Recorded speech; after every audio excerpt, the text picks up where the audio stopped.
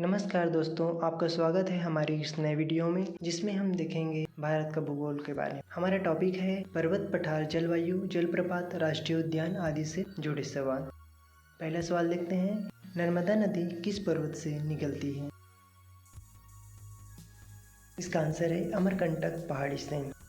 नर्मदा नदी मध्य प्रदेश के अनूपपुर जिले के अमरकंटक पठार में उत्पन्न होती है। फिर 1312 किलोमीटर पश्चिम की ओर बहकर यह भरूच से 30 किलोमीटर पश्चिम में खंभात की खाड़ी में बह जाती है, जो अरब सागर की एक खाड़ी है। यह भारत की उन गिनी चुनी नदियों में से है जो पूर्व से पश्चिम की ओर बहती है और अरब सागर में मिलती है। हमारा दूसरा सवाल है, भारत का सबसे बड़ा पठार कौन सा है? इसका आंसर है दक्कन का पठार। दक्कन का पठार भारत का सबसे बड़ा पठार है जो 8 राज्यों में फैला हुआ है। यह भारत का एक त्रिभुजाकार विशाल और प्राचीन भूभाग है जो प्रायद्वीपीय भारत के अधिकांश दक्षिणी हिस्से में फैला हुआ है। हमारा तीसरा सवाल देखते हैं, कौन सा जलप्रपात भारत का सबसे ऊंचा जलप्रपात है? आंसर मालूम हो तो कमेंट करें। जोग जलप्रपात, जो कि कर्नाटक में है। इसे गेरसुप्पा फॉल्स भी कहते हैं और यह शरावती नदी पर स्थित है। इसकी ऊंचाई लगभग 253 मीटर है। हमारा चौथा क्वेश्चन देखते हैं, भारत का सबसे ठंडा स्थान कौन सा है? आंसर पता हो तो कमेंट करें। ड्रॉस लद्दाख। यह क्षेत्र सियाचिन के पास है और यहाँ सर्दियों में तापमान -40 डिग्री सेल्सियस तक चला जाता है। इसे भारत का शीत मरुस्थल भी कहा जाता है। हमारा अगला सवाल देखते हैं, भारत की जलवायु किस प्रकार की है? भारत की जलवायु मानसूनी जलवायु है। भारत में गर्मी, सर्दी, बरसात 3 प्रमुख ऋतुएं होती हैं। वर्षा का मुख्य स्रोत दक्षिण पश्चिम मानसून होता है।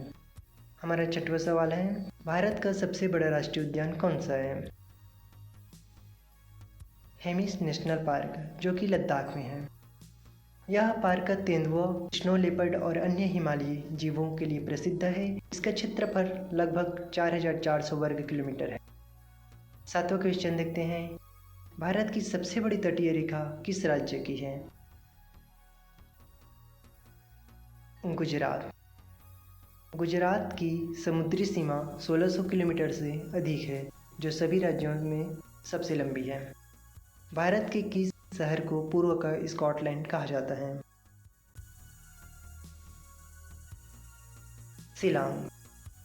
शिलांग को पूर्व का स्कॉटलैंड कहा जाता है क्योंकि यहाँ स्कॉटिश हाईलैंड्स की तरह घुमावदार पहाड़ियों, हरियाली, सुखद जलवायु, झीलों और झरनों से युक्त है और इसकी वास्तुकला और सांस्कृतिक परंपराएं भी स्कॉटलैंड से मिलती जुलती हैं।